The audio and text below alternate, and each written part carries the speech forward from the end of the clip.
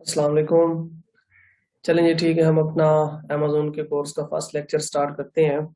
और सारी चीज़ों को हम बेसिक से ही स्टार्ट करेंगे और फिर एडवांस लेवल के ऊपर ले जाएंगे। तो स्टार्ट करते हैं अमेज़ोन से कि अमेज़ोन है क्या। फिर हम आगे देखेंगे कि अमेज़ोन के ऊपर डिफरेंट तरीके से आप कैसे बिजनेस कर सकते हैं। फिर हम ये देखेंगे कि हमने अ, कौन से सेलिंग वाले मेथड या मॉड को अडॉप्ट करना है या जिसके ऊपर काम करना है। और फिर उसका पूरा प्रोसीजर डिस्कस करेंगे हम इस कोर्स के अंदर कि अमेजोन के ऊपर कैसे सेलिंग होती है और कैसे उससे अर्न किया जा सकता है। तो स्टार्ट करते हैं, अमेजोन के बारे में थोड़ी सी जनरल इंफॉर्मेशन देख लेते हैं। सबसे पहले तो आप सबको पता होना चाहिए कि वर्ल्ड लार्जेस्ट शॉपिंग वेबसाइट है अमेजोन। और दुनिया में सबसे ज़्यादा ऑनलाइन शॉपिंग अमेजोन से ही की जाती है। और अमेजोन की वेबसाइट के जो मंथली विजिट्स हैं वो 2.72 बिलियन है। Mean 2.72 billion people visits Amazon website on every month. उसके बाद अमेजोन के ऊपर जो बायर्स की तादाद है वो 300 मिलियन से ज़्यादा है। और डेली की जो अमेजोन के ऊपर सेल्स होती हैं वो अप्रॉक्सीमेटली 1 बिलियन USD के करीब होती हैं। मीन $1 बिलियन के करीब होती हैं या उससे ज्यादा होती हैं। और अमेजोन के ऊपर जो total number of listed products हैं वो हैं 370 मिलियंस। और उसमें से सिर्फ 12 मिलियंस ऐसी हैं जो कि अमेजोन की तरफ से हैं। अमेजोन प्रोडक्ट सेल कर रहा है। और बाकी जो रिमेनिंग हैं वो थर्ड पार्टी सेलर्स की तरफ से सेल की जाती हैं। थर्ड पार्टी सेलर से मुराद ये है कि कोई भी बंदा अपना अमेजोन के ऊपर अकाउंट क्रिएट कर सकता है, सेलर सेंट्रल अकाउंट बना सकता है और फिर सेलिंग कर सकता है अमेजोन के ऊपर। तो उनको कहा जाता है थर्ड पार्टी सेलर्स। ये एक जेनेरिक या बेसिक इंफॉर्मेशन है अमेजोन के बारे में। तो आगे फिर हम थोड़ा सा डिस्कस करते हैं इसको।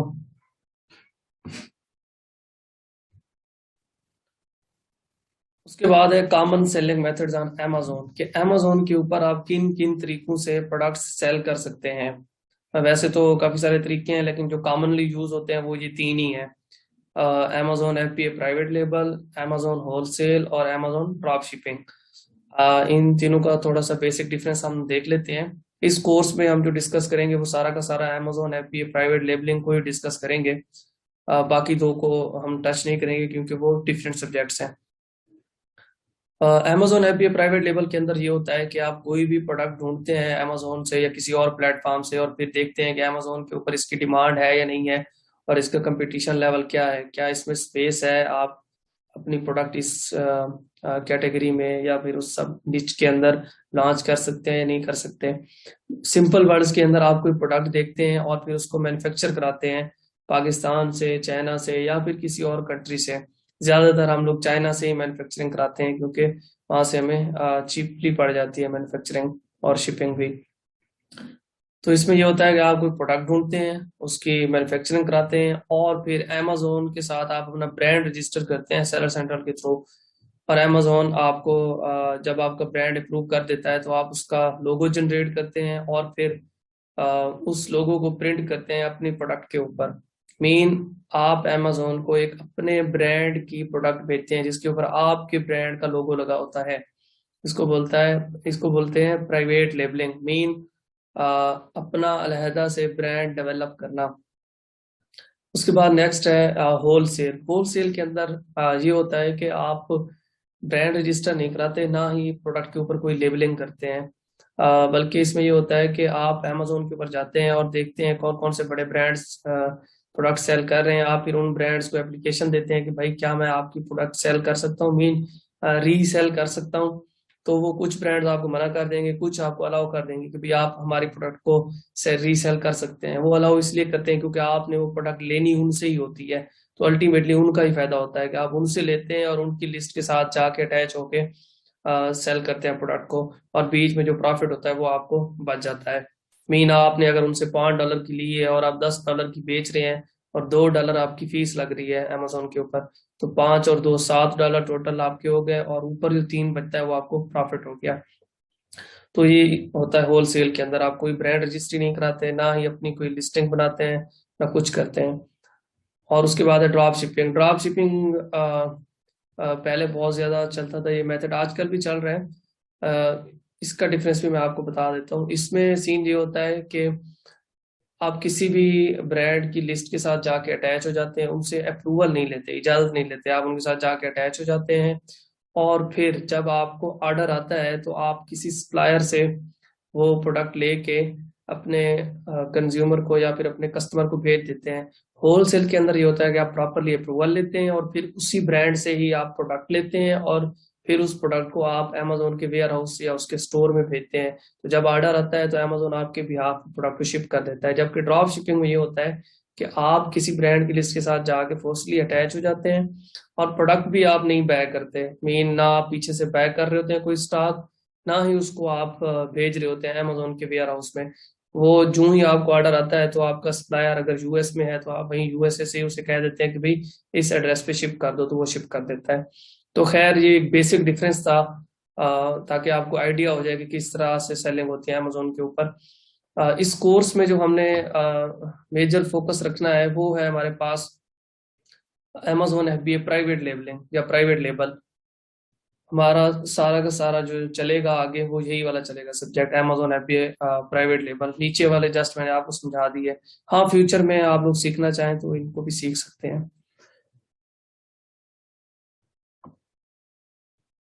चलें जी, आगे हम देखते हैं कि अब हमारा Amazon FBA private labelling start हो रहा है, तो फिर कौन कौन से स्टेप्स इन्वॉल्व होंगे, मेजर स्टेप्स कौन से होंगे प्राइवेट लेबलिंग के अंदर। आप अपने क्लाइंट के लिए प्राइवेट लेबलिंग कर रहे हैं या फिर आप अपनी कोई प्रोडक्ट लॉन्च करना चाह रहे हैं अमेजोन के ऊपर, तो उसके अंदर स्टेप्स कौन से होंगे, मेन मेन स्टेप्स कौन से होंगे वो हम देख लेते हैं।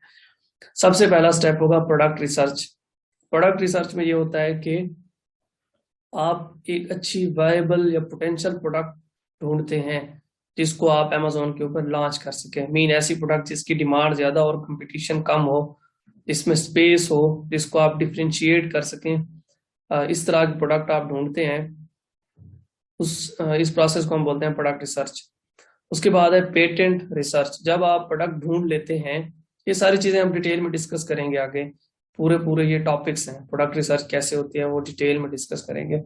अच्छा जी, उसके बाद है पेटेंट रिसर्च। जब आप प्रोडक्ट फाइनलाइज कर लेते हैं उसके बाद आप उस प्रोडक्ट का पेटेंट चेक कराते हैं। पेटेंट कहा जाता है जब भी कोई बंदा कोई एक स्पेसिफिक डिजाइन किसी भी चीज का डिस्कवर करता है या इन्वेंट करता है, तो वो उसको गवर्नमेंट के इदारों के पास ना एक तरह से महफूज करा लेते हैं। मीन कोई भी बंदा उसको यूज ना कर सके उस स्पेसिफिक डिजाइन को।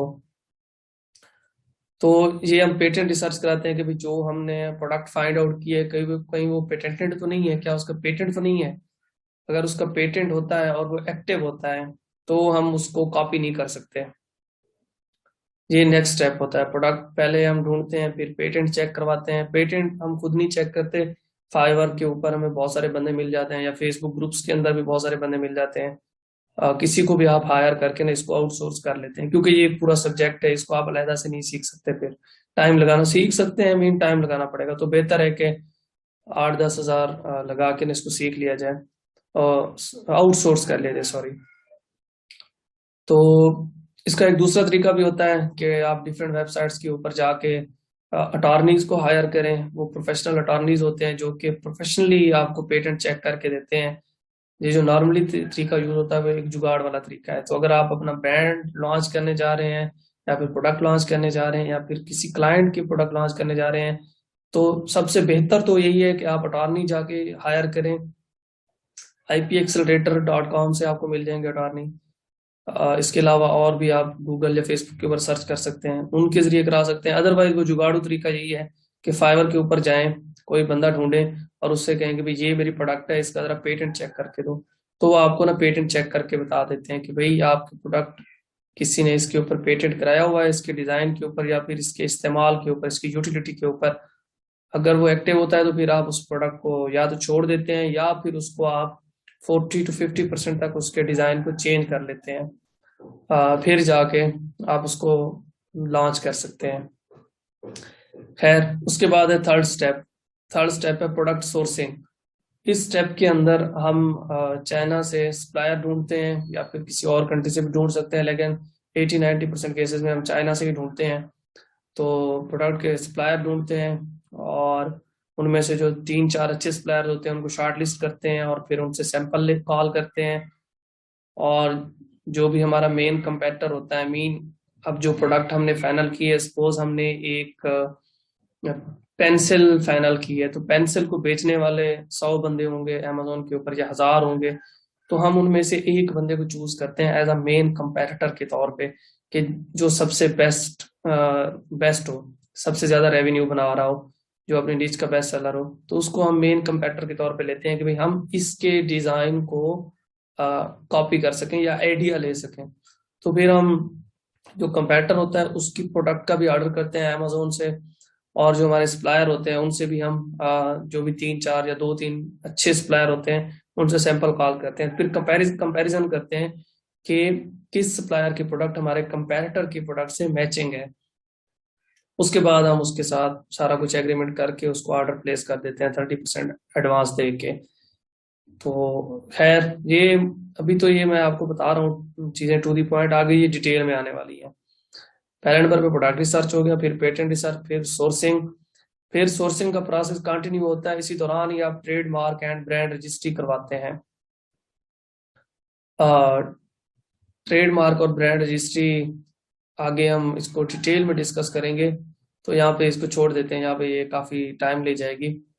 इसमें यही होता है, तो टू दी पॉइंट आपको बता देता हूँ। ट्रेडमार्क में ये होता है कि आप कोई भी एक स्पेसिफिक नेम सेलेक्ट करते हैं और लोगो सेलेक्ट करते हैं, और फिर अगर आप यूएसए में सेल करना चाह रहे हैं तो यूएसपीटीओ की वेबसाइट पे जाके वहाँ पे आप लोग अपनी एक एप्लीकेशन फाइल करते हैं कि भाई मैं ये नाम और लोगो यूज करना चाह रहा हूँ, तो मुझे इसकी इजाजत दी जाए। तो आप एप्लीकेशन फाइल करते हैं, तो 6 to 9 months का वो पीरियड होता है, वो टाइम लेते हैं, और 6 से 9 महीने के अंदर वो फिर आपको एग्जैक्टली बताते हैं कि भाई हम आपको ये नाम यूज करने देते हैं या नहीं देते। लेकिन जो ही आप ट्रेडमार्क फाइल करते हैं तो आपको एक ट्रेडमार्क एप्लीकेशन नंबर मिलता है, उसको यूज करते हुए आप ब्रांड रजिस्ट्री करा लेते हैं।